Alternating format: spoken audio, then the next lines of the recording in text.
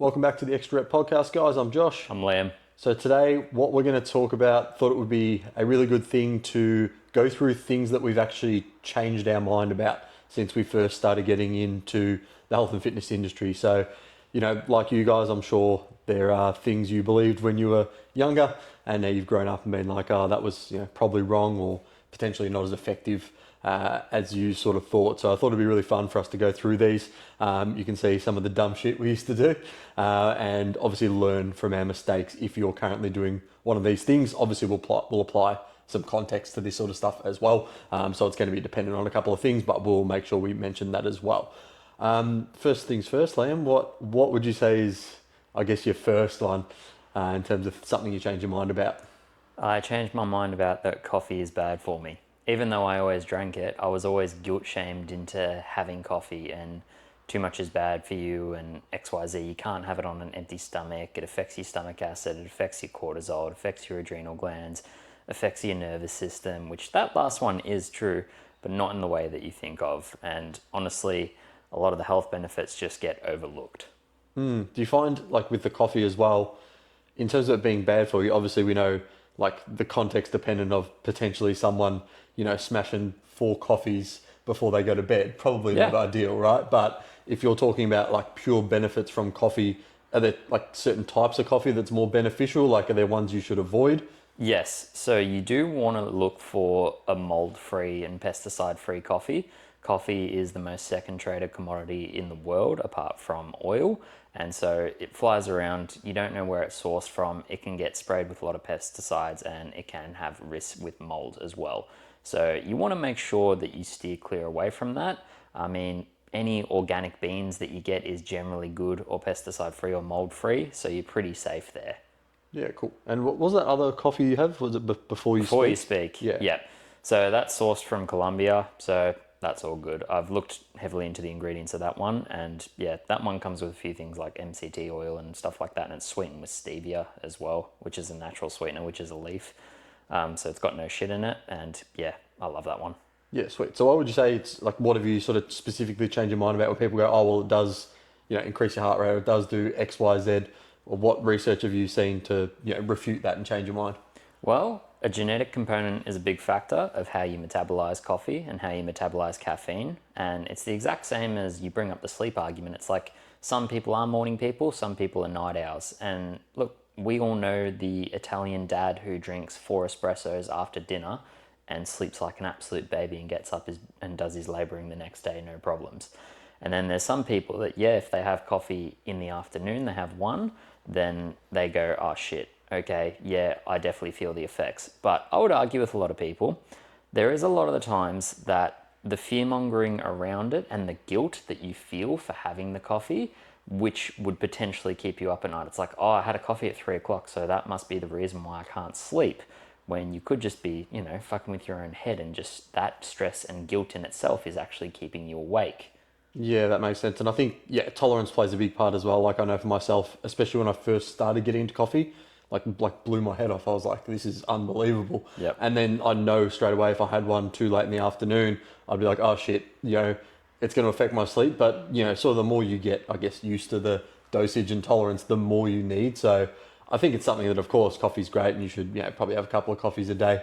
But like you said, it's going to be an individual dependent and individual based. So play around with sort of what works for you. You'll know if you have a coffee at 4 p.m. and then you can't sleep or you had a shit sleep. So my general rule is to obviously leave it, 8 hours before bed if possible, just because at least half of it's going to be out of your system by then.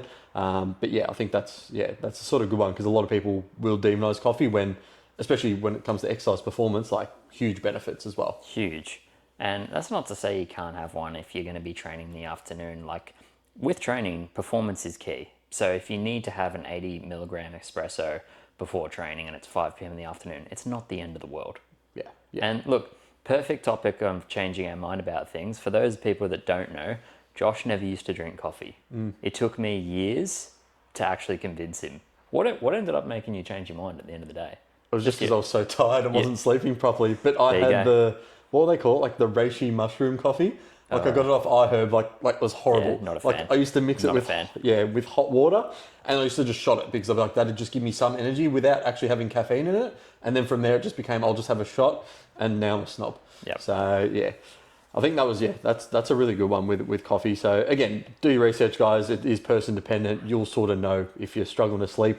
I think for most people, if they're having too many, start cutting back, start stopping at 12, 1 o'clock, and you're probably going to see improvements in your sleep, most Definitely. likely. But don't fearmonger it either. Like I was speaking to a girl, Kim, her name is, and I used to coach her a few years ago. She replied to one of my stories, and she was like really thankful because she had a newborn and she was getting up at like 4 or 5 in the morning.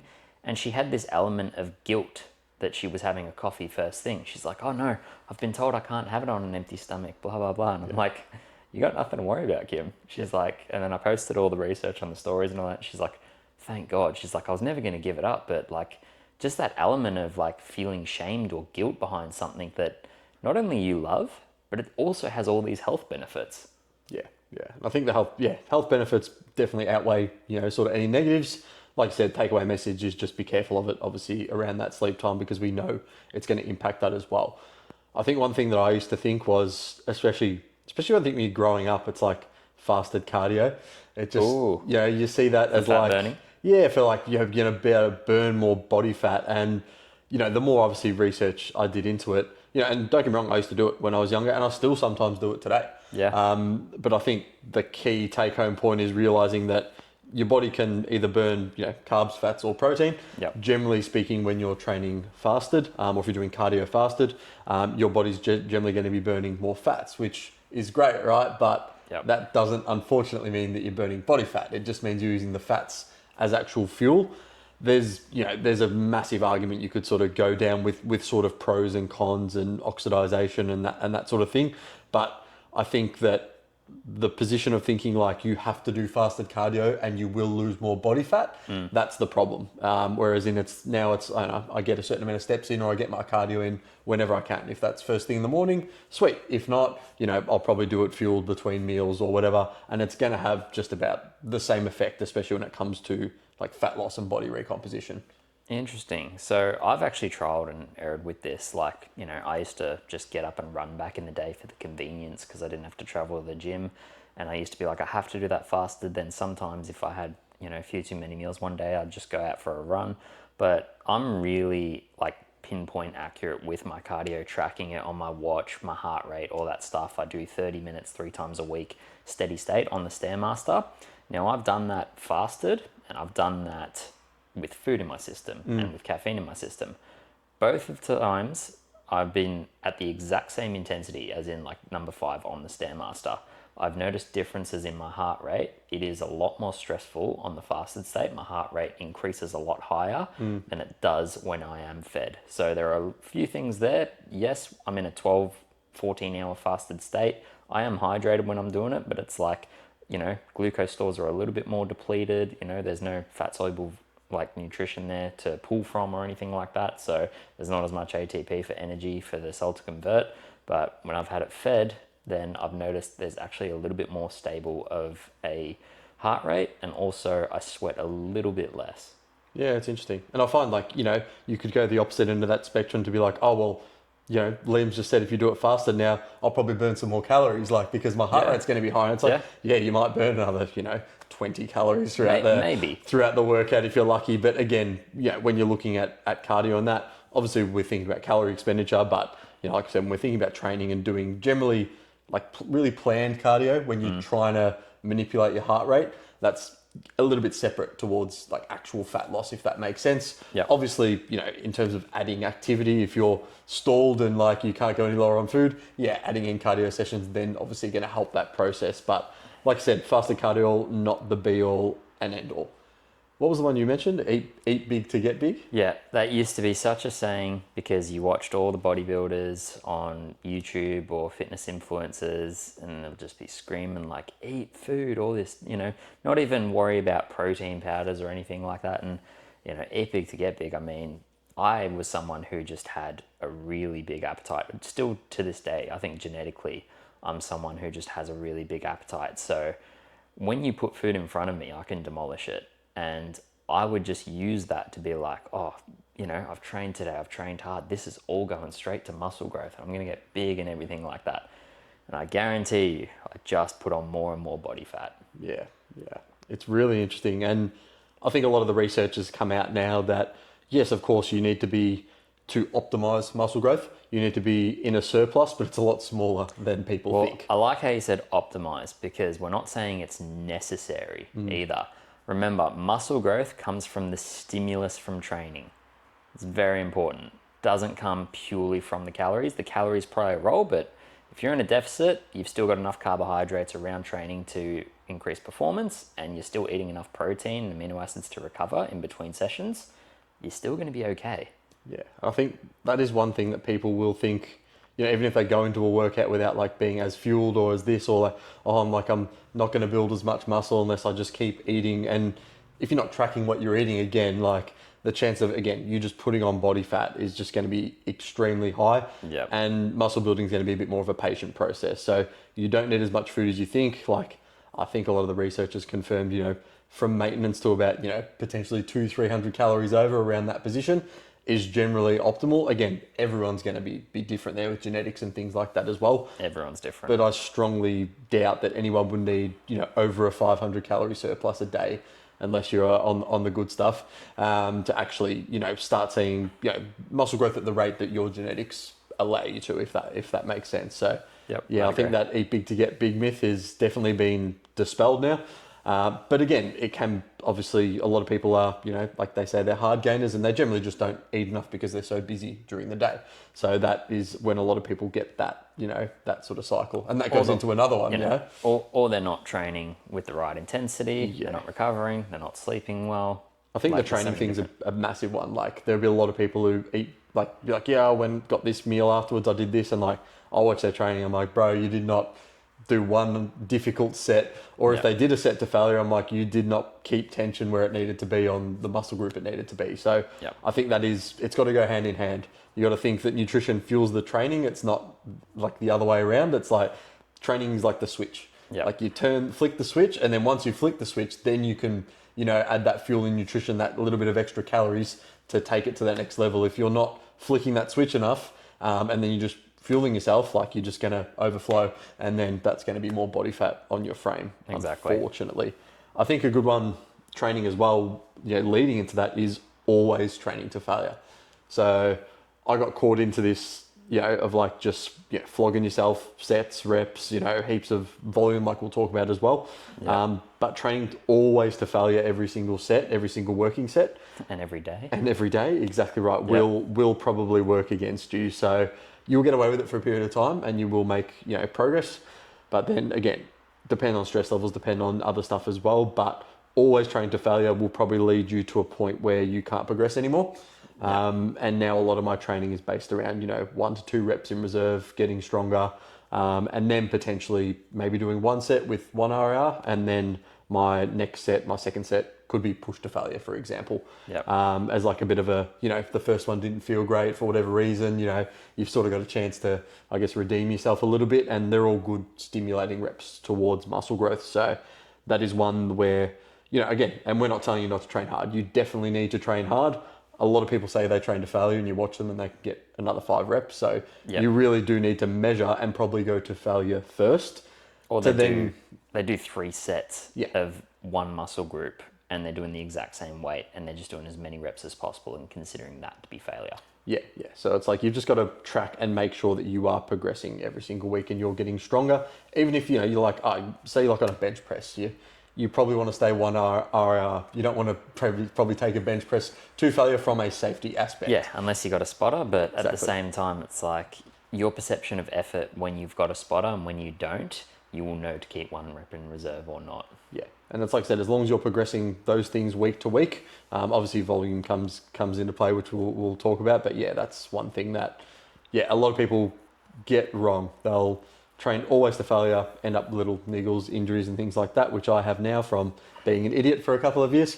And now my coach is fixing me back up. So volume, what would you say about that in terms of volume being king? Yeah, it's a good transition, because I used to believe that volume was king, especially exact the same as training daily. I used to believe that, 4 sets of 12 to 15 reps and just getting as much volume and blood flow and everything in as much as possible, because I don't ever want my muscles to atrophy in between. I want to make sure they're constantly under a growth stimulus, and I was just completely taxing my nervous system. I was not progressing at all. Yeah, and I think people have got to realize that every set you do in the gym, you're going to get less out of it as you go. The first one's going to be the most stimulating, and then from there, as you go down, it's going to be less and less stimulating. So there becomes a point where it's, diminishing returns. It's like, is there much point in me doing, 5-6 sets of a bicep curl at 10 reps? Like, you're just going to get weaker every time, and the stimulus is going to be less and less. Do you remember German volume training? Yeah, for people that don't know, that's 10 sets of 10, and I'm guilty of, I used to do it. My leg workout used to be 10 sets of 10 of back squats and then 10 sets of 10 of remaining deadlifts, and I was done. We were so dumb, weren't we? Yeah, stupidest shit ever. But funny thing, like one of my first coaches gave me that as well, because back then that worked, right? Because it still got you to a point of, yes, it was way overkill, but you still got you're definitely going to adapt and get a stimulus from that as well. Yeah. Because there was no guess of like, oh, is that enough volume? Did you push hard enough? Like, you were absolutely fucked. 10 sets of 10. But at the same time, it's like, how do you even track that? Like, I didn't go in the next week and do the exact same and then add a 1.25 each side, because even if you look at it from a perspective, it's like you're putting an extra 1.25, 2.5 kilos on, but then times that by 100 reps. It's way more than your body can adapt to. Yeah, and try and progress from, I think. Exactly. I think the one good thing it's probably taught us is how to train hard, because that is a skill in itself. Doing one thing I will mention is, like rest pauses, drop sets, things like that. I used to think they were the be all and end all. Yeah. And now I'm like, they definitely can be useful for certain people at certain times and myself at certain times. But for a lot of people, it's just overkill. I would say is, it's just extra volume that you probably don't need or potentially can't recover from, depending on how hard you're training in the first place. I mean, it's just so important, people's programming, and they don't understand that, like, your coach or even yourself, if you're doing your programming, you need to understand the mechanisms behind the programming, because day after day, Josh and I see people in the gym just doing, like, they just don't know what they're doing, essentially. And mentally we have to block it out, because it's like, yeah, we'd want to help them, but you don't say anything at the same time. And you see some stuff and you're just like, oh, I know that this guy, he's got his heart in the right place, but what he's doing is absolutely incorrect. And I just see it day in and day out. Yeah, and I think that's what frustrates us more than anything, because it's like we both want to help, like, because we were both in that position where we've made those mistakes. Save them so many years. Yeah, exactly. I think going back to, like, even training, like twice a day training, like, oh yeah, so many people, like, I saw a guy in the gym today, and I was like, I know he comes in the morning, and then Liv's like, yeah, he comes in again in the afternoon, and I was like, I wonder how he does it. And then Liv's like, he does it 6 days a week, and I was like, far out. Like, and I've seen him train. He trains pretty decently hard, like hard enough to get a stimulus, but unfortunately, like, since I've seen him, he hasn't changed, not one bit, and he's just overtraining massively. So he must be jacked up on a lot of caffeine as well. This is the hardest, because I used to be like that, and it wasn't twice a day, but it was like, fasted cardio, and it was like weight training, like 6 days a week, and your heart's in the right place. You're doing everything to change. You're literally prioritizing your health and fitness over anything else in life, but you're not seeing results. And you think you're doing the right thing because you're in that grind and you're just going through repetition after repetition. And honestly, it's really hard to see, because I look back at old photos, and like, I'll look back at myself in like 2017, 16, 2020, whatever it may be. And it's like, I remember specifically seeing my physique and seeing the programming that I was on. And I'm like, yeah, that makes sense. Why was I not seeing certain progressions for so long? Yeah, it's really interesting. Like, again, it's going to come back to, there's like a Goldilocks zone, and we won't go into it in this episode, but 3 to 5 times per week is probably going to be, great for just about a majority of people. And then how you split that up, so a bit of a different discussion. But I would say if you're training probably more than 5 days a week on the weight section of things, you can probably do more intensity in your sessions, and you're probably not going to be able to recover unless, like I said, you're on the secret sauce. So that is definitely something that I've probably changed my mind on as well, because like similar, I used to come in, potentially do cardio or like do a session, then be like, oh, I'll just fit another session in. So it is a really big one. One I want to talk about is fat burners. Yeah, sure. So when when I first, I think, everyone's done it, right? Everyone's bought a fat burner Everyone's before. done it once. Everyone's done it. Yeah. OxyShred, whatever. Everyone's, OxyShred was the big one back in the day. Yeah, I still used is. to. I Still can is. tell you a quick story on that, and Dan, the old trainer, would confirm it. When I used to get up at 5 a.m. to ride my bike down to the local gym and do like a circuit training. This was when I was first getting into fitness. I think it was OptiBurn and OxyShred. I used to have a scoop in water, down it, get there. Halfway through the session, I was yakking. Like literally, and he's like, "You're all right," and I'm like, "Yep," but I could taste like exactly what it was. It was the OxyShred, whatever, on an empty stomach, and I was just vomiting out my guts. Yeah. So it's like, sort of goes back to coffee. It's like, if you're going to compare the two, it's like, I always find a fat burner is an expensive version of a coffee, flavored coffee, basically. Yep. And like, yes, it's got all these other ingredients in there. And there are some that, I would say, it's not like you can't ever take them. It's just, they're not going to actually burn that much more body fat. They've got stuff to raise your metabolic rate slightly. Coffee's going to do basically the exact same thing. Yep. So if you're sitting there thinking, I take this fat burner and I don't have to worry about anything, you still need to track your calories, you still need to do all that, or you're not actually going to really burn anymore. And the people that say like, oh, they worked because it worked for me, I guarantee you subconsciously, because they take that supplement, as a result, they just consume less throughout the day because they're like, oh, I'm on a fat burner, placebo effect. So placebo is huge when it comes to supplements. I mean, there are some, but if you're looking at specifically a fat burner, all you need, and if you want to make a concoction yourself of a fat burner, you just need citrulline malate, probably L-carnitine, and then caffeine. That's it. Yeah. I would say that's it. Yeah. What's the other one? Beta alanine, like. The good thing is not everyone can take that. Yeah, I hate it personally, Yeah. and it's really been proven in like sets lasting longer than 60 seconds that it even kicks in. So if you're like maybe like a 400-meter runner or something, it could potentially be useful. But in the gym, unless you're doing some long, crazy extended set, which I probably wouldn't recommend to begin with, depending on what you're doing, I wouldn't say it's super, super useful. It probably just makes you feel good, and again, placebo effect. You think you've got the tingles, and that might help you lift heavier weight because you think like, okay, I've got this in me now, I've got caffeine, I feel raring to go. And that can be good for some people. But I think for the price, what are they, 70, 80, 90 bucks each now?